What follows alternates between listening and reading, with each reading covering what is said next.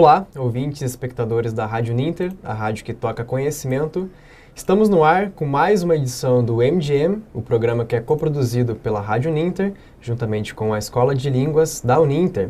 Nossa edição mensal, agora em outubro, chegando no final do mês, chegando próximo ao Halloween. A gente tem um tema aí bem especial que vocês já conseguem ver aqui na tela atrás de mim e que a Escola de Línguas também veio soltando dicas aí nos últimos dias, em conjunto com a Rádio Uninter também. Quem acompanha nossas redes aí conseguiu, né, ter algumas dicas do que viria pela aí. E eu tenho aqui a presença da professora Fabielle Cruz, que está sempre aqui conosco no MGM. Ela que diz que é um pouquinho suspeita falar sobre o tema, já que ela diz que é o filme preferido da vida dela. E a gente está aqui, portanto, quem também acompanhou aí algumas edições anteriores do MGM, pôde pegar também algumas dicas de quando a gente já estava, né, conversando, né, professora, sobre, a gente pode falar sobre rock horror em alguns programas seguintes. Isso mesmo, a gente teve alguns aí spoilers pelo caminho, né, alguns alunos nossos que comentaram, prof, podia falar sobre tal coisa, o Jean comentou numa das nossas edições, né, então a gente decidiu, não, vamos falar sobre rock horror e realmente, eu acho que eu sou muito suspeita para falar, porque é, assim, o filme que eu assisto todos os anos no Halloween. Tive que assistir hoje para vir para esse MGM, mas vou assistir segunda-feira de novo, no dia 31. Perfeito, professora. E para quem está acompanhando aí de casa o nosso programa, hoje aqui, né, com um cenário diferente, você que está acostumado a nos acompanhar nas telinhas pequenas aí do nosso outro software, agora a gente está aqui no estúdio da Rádio Uninter, né, estreando o MGM nesse novo formato, que já é conhecido aí do público dos outros programas da rádio. E, portanto, então, com a presença da professora Fabielle, obrigado por ter vindo. Imagina, então, professora. É um prazer, é um convite maravilhoso. Para mim é sempre bom estar aqui. Então vamos lá. A gente tem também uma apresentação de slide que a gente já pode exibir aqui para o pessoal. Isso. Para a gente dar então início ao nosso tema, né, professora? Isso mesmo. Então, nossa conversa vai ser sobre The Rocky Horror Picture Show, mas a gente pode falar um pouquinho de como ele nasceu, né? Porque, na verdade, o The Rocky Horror Picture Show é um filme, mas ele nasceu no teatro, né? Vamos dar uma olhadinha no próximo slide. Então, o que aconteceu, né? Em Londres, na verdade, um grupo de pessoas se reuniu para falar um pouquinho sobre uma ideia que eles tiveram, né? O Richard O'Brien, que inclusive é ator do filme e do teatro, né? Uhum. Ele teve essa ideia, e aí ele nasceu como musical em 1973, né? E aí é legal a gente falar que 73 é uma onda muito importante, muito significativa, né, no Reino Unido, porque muita coisa bombou nessa época. Inclusive, quando o Rocky Horror saiu, e eu sou suspeita e o Arthur sabe, né, foi uma época crucial para a música, né, britânica, principalmente com David Bowie. Tanto é que muitas comparações de Rocky Horror foram feitas, né, aquela coisa pitoresca que é o David Bowie, né, aquela coisa cheia de personas e cheia de diferenças que é o David Bowie, né? Uhum. E nasceu nessa mesma vertente. Então, assim, a gente pode pensar que Rocky Horror veio para quebrar muito o tabu dessa época, né? Sim. E ele nasceu realmente como uma homenagem aí aos filmes de ficção científica, né? Filmes de terror, principalmente aqueles que passaram entre as décadas de 40 e 70. Então, assim, foi uma coisa única, né? Uhum. E uma coisa que eu acho super interessante falar é que ele recebeu, durante essa época que ele era apenas um teatro, quando ele foi para os Estados Unidos, ele chegou a receber uma nominação ao Tony Awards, né? Mas ele nunca chegou a vencer, ele só foi nomeado lá na Broadway e é isso. Mas ele teve uma adaptação aqui no Brasil, em 1975, que eu acho muito engraçado pensar que o Wolf Maia, né, que é um ator que a gente conhece, de cabelo comprido, não sei o quê, ele estava na parte desse elenco, então pra mim, assim, eu acho uma coisa muito engraçada, né. E o Jorge Fernando também fez uma outra adaptação em 99, então Rocky Horror tem aí sua pinceladinha no Brasil, e o Jean tem o vinil. Tem? Arthur, eu acho impressionante, o Jean tem o vinil, gente, ele tem o vinil dessa produção brasileira, eu acho fantástico, eu acho fora de série. Uhum. Mas foi só em 75, né, oficialmente, que ele entrou aí para silver screen, né, para as telas do cinema. Então foi aí que ele começou a ganhar notoriedade e hoje em dia ele tem esse status de cult, né. E muito disso se construiu, né, não exatamente em 75, quando o filme saiu, porque ele, na verdade, ele foi um flop, né. Exato. Tanto de crítica, quanto de audiência, público, enfim, bilheteria, né. Exatamente. Isso que é considerado. E foi, né, depois nos anos seguintes, né, que ele teve aquelas exibições no Midnight Movies, no Midnight Movies, exatamente, isso. Que é uma cultura que tem nos Estados Unidos de exibir filmes justamente nesse horário da meia-noite, madrugada, enfim. que surgiu na década de 70 e tornou muito filme aí reconhecido hoje como clássico, como cult, justamente por pegar produções tanto B quanto de art house, enfim, e criar um culto, né, pela própria palavra cult, de ter então esse apreço aí por fãs de obras não tão peculiares da mainstream, né? É aquilo que é considerado trash, né? Porque isso que aconteceu com Rocky Horror. Rocky Horror, quando ele saiu oficialmente, ele foi considerado um filme trash. E essa era, na verdade, a ideia dele, né? Sim. Porque era tirar sarro, era zoar com esses filmes que foram feitos aí na década de 40 e 70, que realmente, hoje em dia, a gente olha e fala, meu Deus, que efeito grotesco, né? E que muitos que já tinham também intenção de ser dessa forma, né? E muitos também não tinham. Então tem toda essa coisa que o Rocky Horror consegue aí navegar muito bem entre essas fronteiras, né? Exato. E aí a gente tem, assim, várias cenas, né, no Rocky Horror, por exemplo, cena de um cadáver que é todo feito com espuma, para não dar spoiler, de um filme cult, mas para não dar spoiler. E você, mesmo assim, você fica chocado com aquilo. Sim. Porque, assim, é tão mal feito e tão bizarro que você realmente fica, tipo... Quem é que pensaria nisso, né? Sim. Então, pra mim, assim, Rocky Horror é fora de sério principalmente nesse ponto, né? Ele realmente ganhou o status de cult e ele conseguiu, né, ter um público aí significativo e fiel a ele, né? Exatamente, já são aí então 47 anos. 47 anos que o filme está rodando aí. E é o filme, acredito que é o que mais tempo está em exibição no cinema dos Estados Unidos, né? Isso mesmo, ele é recordista pelo Guinness, né?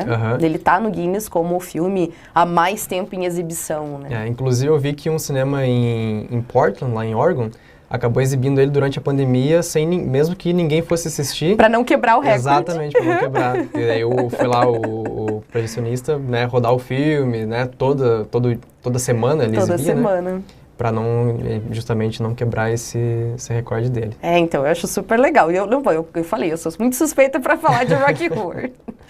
Mas então, falando de como o teatro passou para o cinema, né, então, no slide seguinte agora, a gente vai falar um pouquinho sobre o filme em si, que é o Rocky Horror Picture Show, né? Então, o Rocky Horror Show é o teatro e o Rocky Horror Picture Show adicionou-se esse picture da ideia de motion picture, né? Que é, como a gente diz, os filmes mesmo. Então, a gente tem aí os atores que participaram oficialmente do teatro, né? Vindo participar da gravação que foi feita nos Estados Unidos, em parte, e outras partes foram no Reino Unido mesmo. E aí, a gente tem essa gravação que tem uma ambientação bem diferente, né? Que ela é mista, então a gente tem esses atores com atores consagrados do cinema americano, como a própria Susan Sarandon, que é, né, uma estrela genial. Sim. E a gente tem o Tim Curry, que é... O primeiro filme dele, acredito, né? Exatamente. Tim Curry fez o papel... Pra mim é o papel principal. Muita gente acha que o Brad e a Janet são os principais, mas pra mim o Dr. Frankenfurter é o principal, é a história dele que a gente tá vendo, né? Mas aí a gente tem a figura do Tim Curry reprisando esse papel. Então, ele fez originalmente, né, no cinema e depois, no teatro, aliás, e veio para o cinema. E eu gosto bastante dessa frase que ele mesmo falou dele, né, que ele fala: "Who had decided that Dr. Frankenfurter should not be a queen?" Porque ele é transvestite, ele é um travesti, que é assim que ele é no filme, né? Então, ele decidiu que o Dr. Frankenfurter não deveria ser simplesmente uma queen, no sentido de drag queen aqui, de se vestir. He should speak like the Queen of the United Kingdom, extravagantly posh, né? Então, ele não deveria simplesmente ser uma drag queen, ele não queria fazer uma coisa caricata. Ele queria que ele se portasse como se fosse uma verdadeira rainha, né? Que fosse posh, né? Como a gente diz que é aquela pessoa snob, pessoa, né? Então, eu acho muito legal. E uma coisa que não é muita gente que sabe, que eu acho muito legal, porque eu sou fãzaço do David Bowie, né? A gente já fez outros trabalhos Exatamente. sobre ele. Para quem quer ouvir um pouquinho mais sobre David Bowie, pode conferir nosso MGM do ano passado ainda. Você pode conferir nossas playlists ali que a gente fez sobre Heroes. Então, do David Bowie. Já falamos sobre David Bowie também. Prossiga. Isso aí. E quem foi chamado, na verdade, para fazer toda a maquiagem do filme, que não fazia, né, na parte do teatro, foi o maquiador do David Bowie. E a gente tem essa semelhança, né, da maquiagem azul entre o Dr. Frankenfurter com a maquiagem azul do Bowie, né? Pierre Laroche. Isso mesmo. E dizem que o Tim Curry não achou muita graça, não. Ele falou assim que ficou muito artificial, que foi mais para esse lado de drag queen do que o lado de Queen of England que ele queria. Mas acaba que ficou, né, marcado de uma forma que se fosse talvez da forma como Tim Curry quisesse, não teria, né, toda essa representatividade Exato. que tem hoje, né, toda essa fama, esse culto mesmo em torno da figura Exato. do Frank-N-Furter, né? Não é à toa que eu tô aqui, ó, camisetinha Exatamente. oficial do Frank-N-Furter, né? Don't dream it, Be it. Que é a frase dele no filme, né? Aham. Então, oficialmente com a camiseta do Frank-N-Furter por causa disso, né? E é bem interessante da gente pensar que o Rocky Horror realmente, né, ele tem essas características, assim, que mudaram muita coisa. E a maquiagem do filme é muito significativa, né? Eu acho que, inclusive, o Riff Raff, né, que a gente... que é o Richard O'Brien, que é o roteirista original do filme, do teatro, depois também trabalhou no roteiro do filme. E ele faz esse personagem, ele gravou cenas, ele grava, inclusive, a música inicial, né? É a boca de uma das meninas, mas ele que canta. Mas eu acho muito legal falar que ele foi, assim, genial no que ele fez, né? Sim. E até é interessante anotar, por exemplo, o filme é de 75, né? Apesar da peça ser de 73 e tal. Mas em 74 saiu um filme que eu acho muito relevante para essa questão de tratar de estereótipos do gênero de horror, de filmes B, enfim, que é o Jovem Frankenstein. É verdade. Do Mel Brooks, né? Então, é um filme que é do ano anterior, que ele já faz, né, uma desconstrução de muitos desses estereótipos, desses tropos todos, né, do gênero, e que brinca muito com isso, porque se a gente for ver a sinopse geral do Rocky Horror Picture Show, a gente nota que tem muito, né, que bebe muito dessa influência, né, Frankenstein, Drácula, enfim, e de todos os filmes ali de ficção científica, todos não, né, mas enfim, de boa parte, sim, do que se nota do cinema de Hollywood, daquela era de ouro do cinema de ficção científica, do próprio horror. Até mesmo o cinema britânico, né, os filmes da Hammer. Sim. Inclusive, onde foi gravado o filme Rocky Horror, ele num castelo, uma propriedade que foi usada para vários filmes da Hammer, né? E sim, e hoje em dia é um hotel, né? Sim. Gente, o sonho da minha vida é ficar hospedada lá. Então eu sempre falo pro meu marido, um dia se eu for pro Reino Unido, é lá que eu vou ficar, né? Mas, e é um lugar que aparece muito em vários filmes, em várias séries, inclusive. Sim. Já apareceu, inclusive, em Doctor Who, né? Em episódios, Doctor Who também é uma série consagrada aí do Reino Unido, então a gente pode falar que a locação foi feita em lugares significativas, né, para o Reino Unido. Então... Até mesmo alguns props, né, algumas roupas, enfim, foram usados já de filmes que já eram, que já tinham essa homenagem, né, feita no próprio filme, enfim, e estavam ali objetificadas nisso. Você falou, prof, de que tem o sonho, né, de ir pro hotel, mas você tem uma história também, digamos assim, presencial com o Rocky Horror. Você pode contar pra gente? Tenho, posso, claro. Então, assim, lá nos Estados Unidos tem realmente essa tradição do Midnight, né, da Midnight Session. E em 2018 eu estava nos Estados Unidos, né, eu estava trabalhando numa universidade lá em Indiana, e... Eu sempre tive esse sonho de assistir também, né? Eu queria assistir Rocky Horror do jeito verdadeiro, na Midnight Session, né? Mais pro final a gente vai mostrar umas fotos de como isso funciona. E a ideia é uma coisa interativa, né? Tá passando o filme atrás e as pessoas estão lá usando... várias roupas que remetem ao filme, estão usando materiais, né? Então o pessoal tem um jornalzinho, que nem no começo do filme, tem papel higiênico que o pessoal joga, tem um monte de coisa legal. Fala com a tela também, Exato, né? O pessoal repete ou, né, faz falas entre as falas dos personagens, xinga, grita, dança, né? Tudo que vocês podem imaginar. E aí tem pessoas que ficam na frente da tela encenando como se fossem realmente os personagens do Rocky Horror. E essa é uma Midnight Session, né? Então eu tive a oportunidade aí no 31 de outubro de 2018 de participar de uma dessas Midnight Sessions e, gente, foi divertidíssimo. Foi uma das coisas mais divertidas que eu já fiz. Que legal, prof. Quando você comentou comigo, né, sobre a possibilidade de trazer, né, o Rocky Horror aqui pro MGM, Sim. né? Eu até comentei, legal, né, eu gosto do filme, daí você comentou comigo isso aí, eu fiquei, nossa, que experiência, né? Sim. Pra quem é fã do filme como você, principalmente. Nossa, e é muito legal. E participar de uma Midnight Session também, né? Exato. Porque dessa uma experiência também única, né? Aqui no Brasil a gente não chega a ter, né? A gente tem sessões mais específicas, já voltadas para fãs, enfim. Sim. Mas que acredito que diferem bastante do que é lá nos Estados Unidos, onde nasceu isso e até hoje persevera, né? Exato, mas é muito divertido, assim, porque você vê que todo mundo que tá ali realmente tá ali pelo mesmo interesse, e aí você não se sente esquisito nem nada, né? Porque todo mundo levanta no mesmo momento que você pra dançar, todo mundo tá fazendo toda aquela folia, né? A gente pode falar aí um pouquinho sobre Time Warp, que é a música principal, a mais conhecida, talvez, e aí todo mundo levanta e todo mundo dança Time Warp, né? E todo mundo sabe exatamente a coreografia, claro, porque a música narra, mas... né? É muito, muito divertido. Então, pra mim, assim, eu sempre falo, se um dia estiver nos Estados Unidos de novo nessa época, vou de novo, não tem problema. Que legal.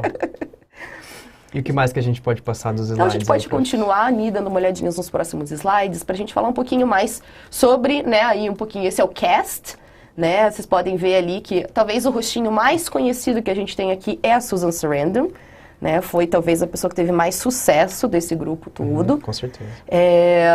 E o Tim Curry, infelizmente, hoje ele é acamado, né? Ele fica numa cadeira de rodas o tempo inteiro por conta de um derrame. Tanto é que ele participou, né, de algumas festividades que teve sobre o aniversário do Rocky Horror, né? Como aquele aniversário de 40 anos que teve aí 7 anos atrás. E aí ele faz o papel do criminologista porque ele realmente não podia levantar da cadeira, né? Então ele tá lá, ele tá representado, mas ele não pôde repetir o papel dele. O Tim Curry também, para quem talvez não esteja notando quem é, ele fez a primeira interpretação do Pennywise, do Pennywise, do It, isso mesmo. Filme de TV baseado no livro do Stephen King. Isso. E ele faz o Long John Silver naquele filme dos Muppets, Treasure Island, a Ilha do Tesouro. Ele fez também, acho que Os Três Mosqueteiros, que são os filmes mais conhecidos dele, né? Isso ele mesmo. fez um bem legal que eu gosto também, que é o Clue, que ele faz um mordomo. Que ele faz um mordomo. E pra quem não sabe, gente, o Clue é baseado no jogo de tabuleiro Detetive. Exatamente. É fantástico, assistam. É bem legal aí, que inspirou até outros filmes de detetive, Exato. Enfim. Mas tá aí então, né, o Tim Curry, que eu acho ele maravilhoso, assim, tanto nesse filme como nos outros, né? Ele é todo... Tem um jeito canastrão, enfim. E ele combina bem, né, com esses papéis, exato. Sim, com certeza. Então esse é um pouquinho do cast, mas a gente pode falar um pouquinho mais sobre outros filmes, né, outros detalhes deste filme, né, do Rocky Horror em si. Vamos dar uma olhadinha no próximo slide, então, pra gente pensar o que mais que tem, né, e eu queria falar um pouquinho sobre essa música de abertura, né, eu trouxe ela por uma razão. E a razão é simples. Observem do lado aí quanto a gente tem de imagens, né? Tudo que a gente pode falar sobre essa primeira música, né? Então, a primeira música se chama Science Fiction Double Feature. Então, Double Feature, para quem não sabe, é aquelas sessões duplas que costumavam acontecer nos Estados Unidos, né? Você comprava um bilhete, nos Estados Unidos e no Reino Unido também, você comprava um bilhete e podia assistir 2 filmes que passavam seguidos, né? Back to back, que a gente diz, aí, coladinhos. E então, é essa que é a ideia. E o que tem de referência, né, Arthur, só nessa música de abertura é impressionante. Inclusive, O Homem Invisível é meu filme preferido desses da Universal dos anos 30, de monstros. Eu adoro esse filme. Outra coisa também que a gente falou do Double Feature, que a gente citou antes dos filmes B, é daí que vem, então, portanto, a expressão filme B. Filme B, é verdade. Que são, né, os filmes A, eram aqueles, né, os top, vamos dizer assim, os blockbusters. O principal, né? Exatamente. E o B, portanto, são essas produções de menor orçamento, enfim. Então vamos lá, então vamos dar uma olhadinha no como é que começa essa música e a gente já faz comentários com as coisas que estão ali do lado. Então ele fala, Michael Rainey was ill the day the earth stood still. Né? O Michael Rainey estava doente quando a Terra parou. But he told us where we stand. Mas ele nos disse onde nós estamos, né? Onde nós estamos nesse momento, digamos assim. And Flash Gordon was there in silver underwear. Claude Rains was the invisible man. Né? Então, o Claude Rains era o homem invisível. E aí a gente tem 3 referências principais aqui, que é o filme, né, The Day the Earth Stood Still. Nós temos também o Flash Gordon e temos também o Invisible Man. Todos os filmes de ficção científica aí dessa época. E o Michael Rainey ele foi ator, né? Ele atuou no Homem Invisível. Aliás, no The Earth Stood Still, desculpem. E o Claude Rains é o principal do Invisible Man, né? E o Flash Gordon é aquela imagem preto e branco maravilhosa ali, né? Eu acho maravilhosa essa cena, porque é uma cena engraçadíssima, né? Se a gente pensar que isso era dos anos 40, 50 ali, é maravilhoso. E a coisa mais curiosa sobre isso é que essa referência ao Flash Gordon foi principalmente porque o Riff Raff, o Richard O'Brien, que escreveu o Rocky Horror, ele fez um cameo, ele participou de Flash Gordon. Né? Então, quando ele colocou como homenagem aí a uma experiência prévia dele. Né? Ele participou no caso do remake, né? Que teve isso mesmo. Depois, Exato. Vamos ver a segunda parte. Daí nós temos Then something went wrong for Fay Wray and King Kong. They got caught in a celluloid jam. Né? Então, alguma coisa deu errada para Fay Wray e o King Kong. A Fay Wray é a mocinha do filme King Kong, né? Então, já diz bastante coisa. They got caught in a celluloid jam, né? Eles ficaram presos aí né, numa geleia de celulose, é isso que eles estão falando, né? Then at a deadly pace, it came from outer space. Então, It Came from Outer Space, outro filme, né? And this is how the message rang. E foi assim que a mensagem chegou, né? Mas a gente não vai falar do refrão ainda, vamos pular para a próxima parte. Porque como o refrão repete, então é melhor a gente falar da próxima parte. Uhum, já mostrar as referências Exato. todas, né? Aí a gente tem aqui, I knew Leo DiCarlo was over a barrel when Tarantula took to the hills. Então a gente tem o filme Tarantula, que foi estrelado, né, pelo Leo DiCarlo.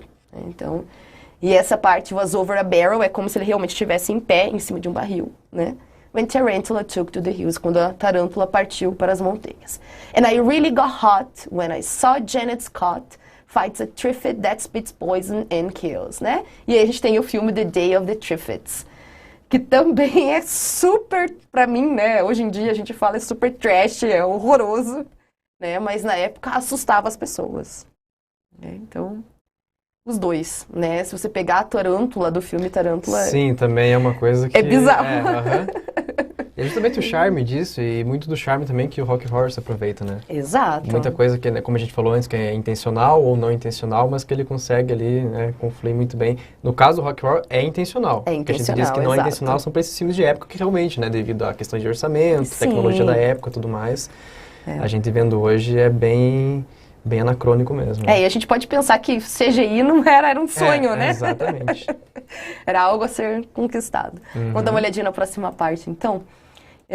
E aí a gente tem a próxima parte que fala Then I underset prunes, gave him the rooms, and passing the muse lots of skills, tá? Essa referência é referência ao filme Curse of the Demon, né? Com a Dana Andrews, né? E aqui ele literalmente ele faz, né, um resuminho do que acontece no filme, né? Then I underset prunes. Prunes são aquelas frutinhas pretas, né? Parecem uma tâmara, mais ou menos. And gave him the runes, né? E os deu as runas. In passing them, use lots of skills. E as passando, usou muitas habilidades, né? But when worlds collide, que é esse outro filme que tá aqui, né? Planets Destroy Earth, da Technicolor ali. Said George Pal to his bride, I'm gonna give you some terrible thrills. Né? Eu vou te dar umas emoções terríveis, né, terríveis. E o George Pal, então, estrelou, né, no When Worlds Collide. Uhum. Então, só que a gente teve aí, brincando, muitas referências a esses filmes, né? Exatamente. E aí a gente termina com um refrão, então, vamos dar uma olhadinha no refrão do próximo slide. Então, a gente tem Science Fiction, Double Feature, que é o nome dessa música, né? Dr. X will build a creature. Dr. X vai construir uma criatura, né? A gente tem ali Dr. X. See Androids Fighting, Brad and Janet. Brad and Janet, então, são um casal que são como se fossem protagonistas aí secundários, né? Logo depois do Frankenfurter. Sem eles, o Frankenfurter não teria dinâmica, né? Uhum. And Francis stars in Forbidden Planet at the Late Night Double Feature Picture Show. Né? E essa é a música de abertura, né? Então, a gente tem aí, só nesse começo, acho que todas as referências que a gente precisaria, talvez, assistir antes de assistir Sim. esse filme, de fato, né? Embora eu não tenha assistido todos ainda, um dia, quem sabe. E além disso, além dele fazer todas as referências, ele conta parte da história também, né? Do próprio filme. Com certeza, Então, né? Essa parte quando ele fala Dr. X will be the creature, né? É o plot do filme. Né? Então, a gente tem aí um resuminho. Um resumo antes do filme iniciar, que já apresenta muita coisa. Apresenta a história do filme, apresenta de onde vem as referências. Já dá logo de cara a cartada do que vai ser isso daí que o espectador vai assistir. Exato. Prof, vamos ver um pouquinho dos comentários aqui, que eu tô vendo que tá bem agitado aqui e que, infelizmente, não temos a presença do Jean. Não ao vivo, acredito que ele vai assistir depois. Vamos lá, o Jean vai assistir depois. Eu vou mandar uma puxão de orelha para ele virtual depois. O pessoal que, inclusive, está anotando a ausência dele, mas vamos lá, então. O pessoal que comentou que é a Raquel Nascimento, de Saquarema, do Rio de Janeiro. A professora Teca, né, já está aqui sempre conosco, da mesma forma como o professor Jefferson. A Rafaela Cataneo, a Sara Taplin, né, sempre aqui conosco também. A Ingrid Freitas, a mesma coisa, sempre nossa espectadora fiel aqui do MGM. Ela também disse que avisou o Jean, mas que ele não visualizou a mensagem. Ó, tá vendo, gente? Não dá assim. E a gente já vê também aí a proximidade que tem os alunos da ESL, né? Você viu? Olha só.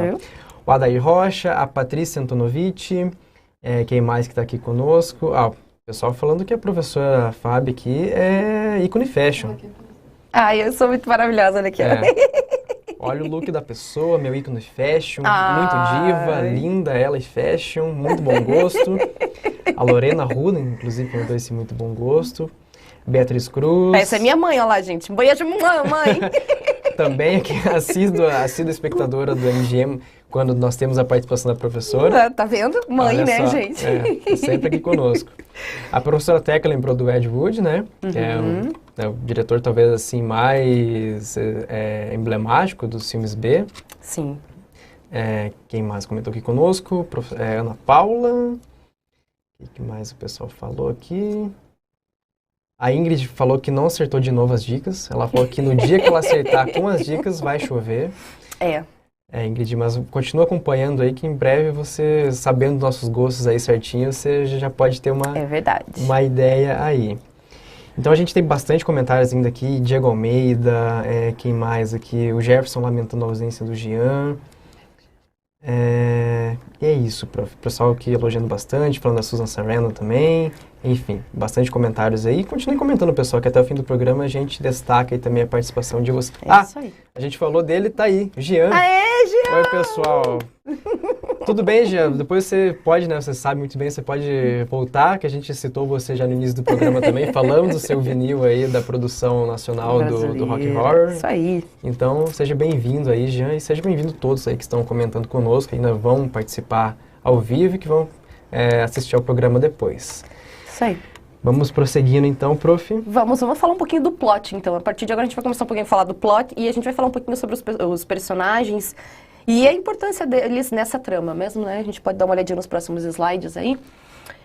E a primeira pessoa, como eu falei, né? A gente não poderia falar sobre esse filme sem falar, então, do Brad e da Janet, né?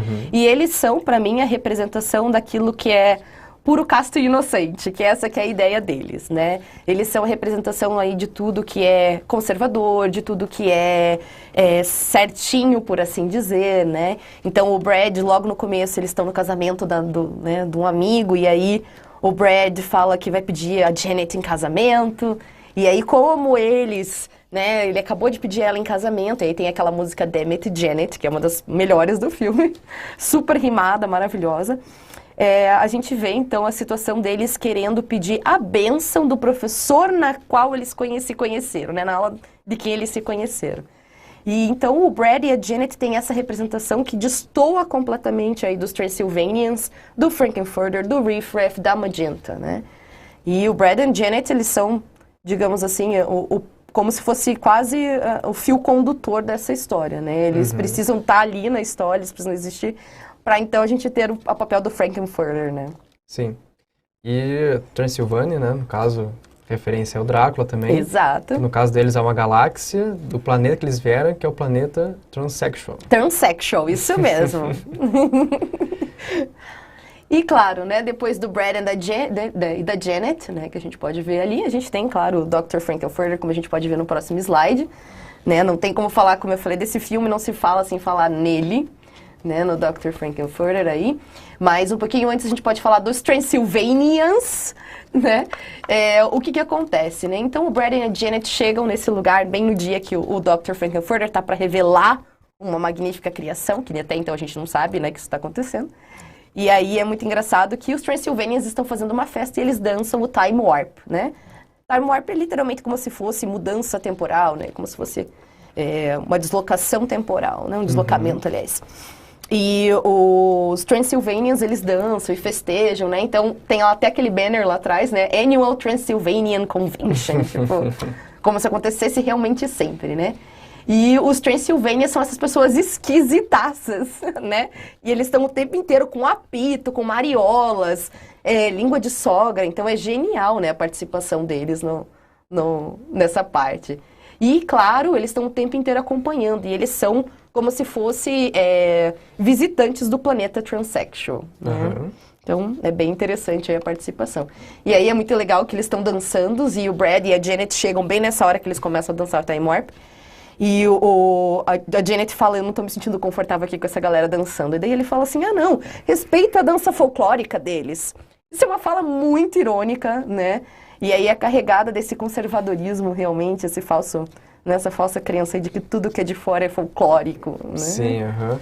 A própria figura do Dr. Scott, né, depois no fim do filme se revela, né, conservador, enfim, Exatamente. né, que vê toda a questão do estrangeiro, no caso do Dr. Frankenfurter, quanto dos demais ali, os transilvânios. Isso, Transilvânios.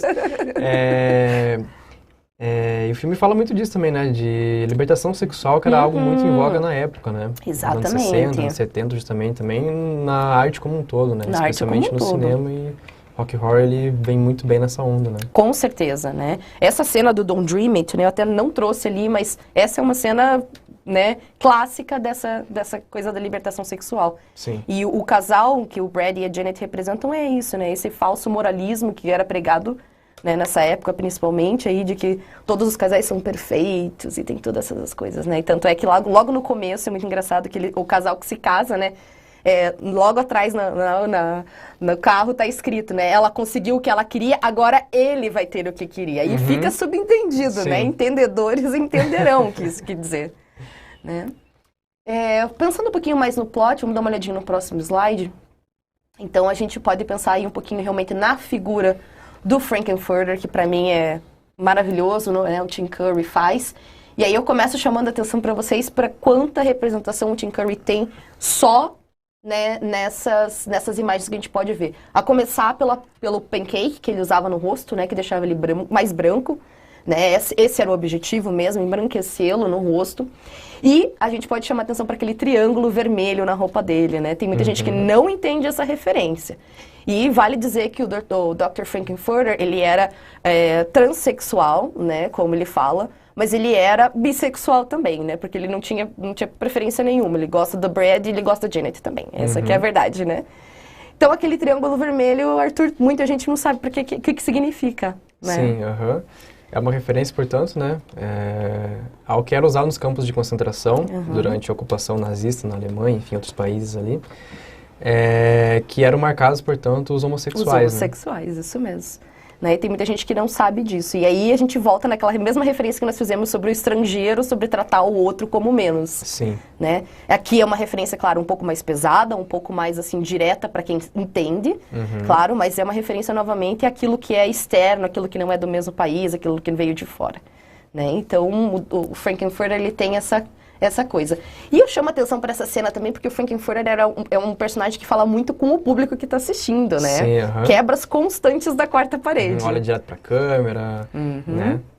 E ele faz muitas caretas direto pra câmera, né? E tem uma hora que ele cara de deboche. Exato. Né? Que ele tá conversando com o Brad e com a Janet, né? E daí eles fazem um comentário e ele faz uma cara assim, tipo, pra câmera.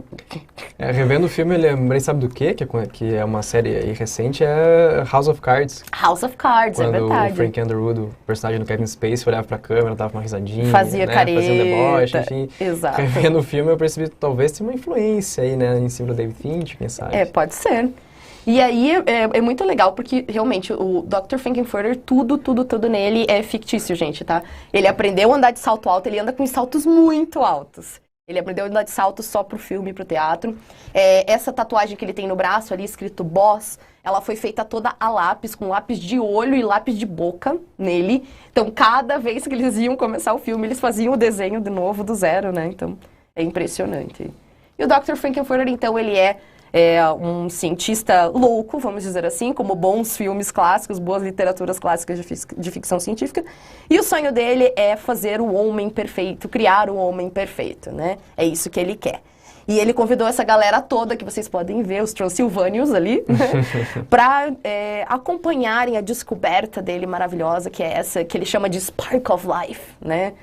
Como se fosse aí o clique, né, que gerou a vida, a faísca, né? A faísca da vida.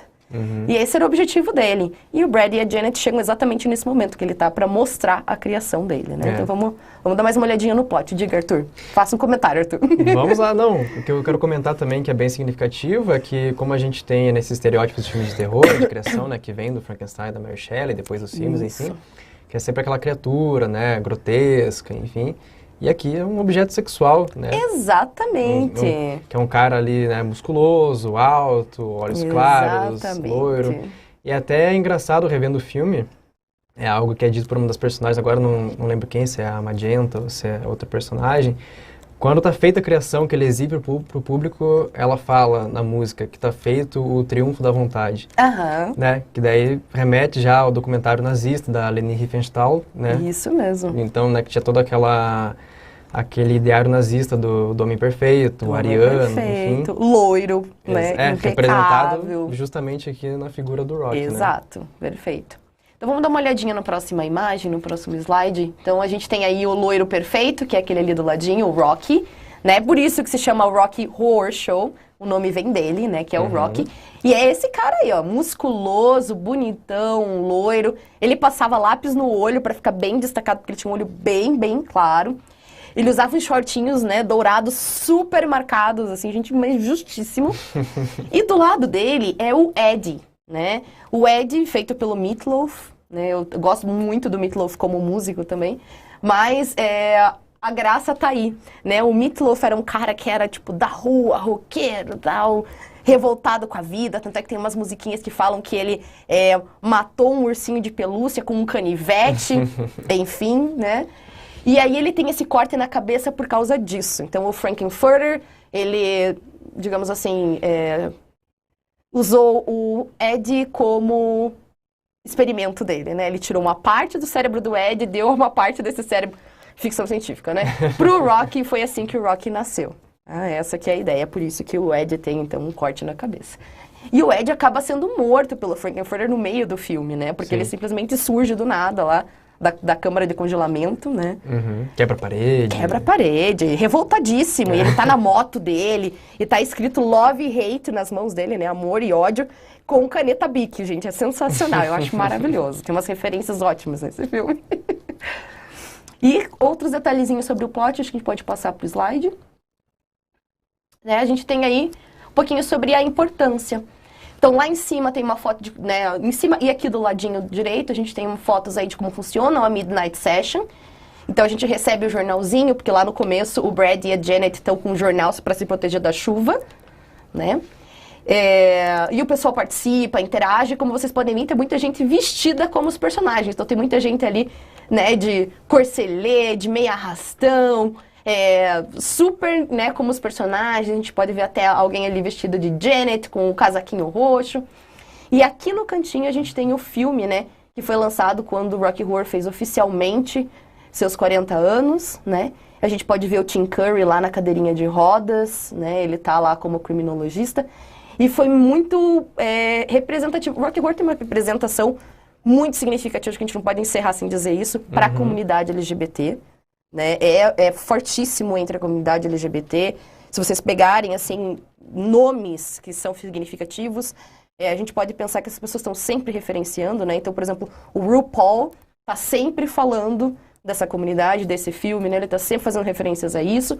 E para eles foi muito significativo quando a Laverne Cox, que é transgênero, né? Uma mulher transgênero, veio fazer o papel, então, do Frank-N-Furter. Então, para eles, é uma questão de representatividade mesmo, né? E o Adam Lambert, que também é outro, né, outra figura significativa para eles, né? Para essa comunidade toda, veio fazer o papel do Ed. Então, assim, o casting dessa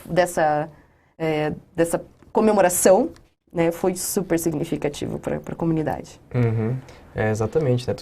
Por tudo que a gente já comentou aqui, né, sobre o filme, questão de representação, libertação sexual, questão transgênero, né, enfim, né, tudo isso representa, né, muita coisa para o que era também e de como eclodiu também, né, o movimento LGBT, enfim, como ele se moldou também, muito por causa, acredito eu, né, enfim, críticos já apontam isso, né, historiadores, enfim, apontam que muito disso se deve ao próprio Rocky Horror Picture Show. Exatamente, e muita gente que fala, né, eu volto a falar do David Bowie, nessa mesma época a gente teve Labirinto, do David Bowie, e muita gente fala como o David Bowie foi a representação também dessa liberdade sexual, porque o Jared, né, que era o rei dos goblins, ele tinha esse apelo que, embora fosse um filme feito com Muppets, ele tinha... Supostamente para criança, Supostamente para crianças, ele tinha esse apelo. Então, se você entra em comunidades hoje LGBT, você vê muita gente comentando, tanto de Rocky Horror quanto, né, do Labyrinth, sobre essa visibilidade, essa representatividade que essa comunidade teve.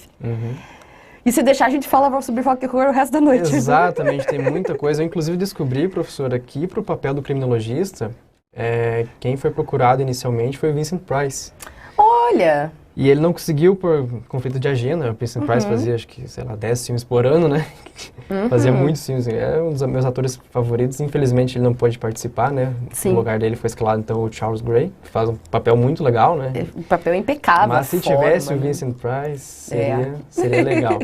Eu quero destacar uma coisa aqui, professor, entre os comentários, que eu achei legal, que a Patrícia Antonovich, ela disse que é o primeiro MGM que ela acompanha, né? Ela já gostou do tema, enfim, elogiou aqui a participação da professora, e ela disse que é a primeira semana dela também no curso de inglês. Seja muito bem-vinda! Bem-vinda tanto ao curso quanto ao programa. Contamos com a sua presença aí, então, Patrícia, nos nossos próximos programas, né? Tanto do MGM quanto os demais aqui da Rádio Ninter. Isso aí. E temos MGMs no próximo mês, né? No próximo mês, em dezembro, a gente tem. Novembro e dezembro nós temos aí. Temos, boas edições, né? Então, aí... Eu descobri hoje quais são os temas, pessoal, não vou falar nada. A Teca, inclusive, reclamou que eu dei spoiler no último programa. Dei spoiler dentro do programa sobre o próprio programa. Né? E a Teca reclamou, Teca. Enfim, vão acompanhando as redes tanto da Rádio Ninter quanto da Escola de Línguas para acompanhar as dicas aí, saber sobre o que a gente vai trazer nos próximos MGM. Isso aí. É isso daí, então, prof. Deu pra falar um pouquinho sobre o seu filme preferido? Deu, mas por mim ficava o resto da noite inteira. Ainda falta, né? Sempre falta, pessoal, no MGM, é impressionante. Sobre tudo que a gente trata aqui, enfim, né, da cultura pop, de arte, enfim, música, filmes, games. A gente gosta bastante de falar sobre tudo isso, a gente sempre estoura o tempo aqui, né? Disfarça, detalhes. E sempre falta, mas é sempre... E com a participação de vocês também, né, pessoal? Com certeza. Aí sempre muito bom ter essa participação aí. De vocês. Só uma coisa, Arthur, que eu queria fazer um comentário rapidinho antes da gente encerrar, é que assim, quando a gente vem falar, pessoal, sobre esses temas, sobre esses filmes, sobre o que for, né, a gente tá falando muito da nossa visão, né, Arthur? Então, assim, existem outras críticas em cima disso, existem muitas críticas em cima de rock and roll e tudo. Então, assim, quando vocês assistem aqui, se for interesse, busquem outras críticas, até porque rock and roll tem tanta referência que a gente não passou, tem um plot muito interessante, tem toda uma questão aí de sentimento de saudades de casa, tem muita coisa envolvida, mas é bem legal pra gente pensar nesses detalhes, sabe? Então, tudo que a gente apresenta aqui, sigam, né? Procurem mais. Exatamente. É justamente isso, uma apresentação. Exato, né? Pra gente deixar aí uma pulguinha. A gente deixa as dicas aí, enfim, né? Dá o início do caminho e vocês trilham aí o restante. É isso que a gente quer também aqui, isso, né? Aí. Com toda forma de conhecimento que a rádio que toca conhecimento exibe aqui. Isso aí. E então, tá no Star Plus, pra quem quiser assistir. O Jefferson lembrou exatamente. Tá no Star Plus. Tem também a mídia física disponível. Aqui é o Blu-ray que eu tenho, uma edição de 35º aniversário, né? Como a gente já comentou, tem 47 anos, então ela tá um pouquinho defasada, mas é um conteúdo bem legal, né? Tanto pela imagem, enfim. É um Blu-ray, né? Em alta definição. Tem uns extras bem legais aqui também, tem galeria de fotos do Mick Rock, né? Que ele acompanhava, né? Vários músicos da época, né? Do glam rock, enfim, do rock como um todo. E vocês podem acompanhar também aí no Star Plus, como bem lembrou o Jefferson e a professora agora.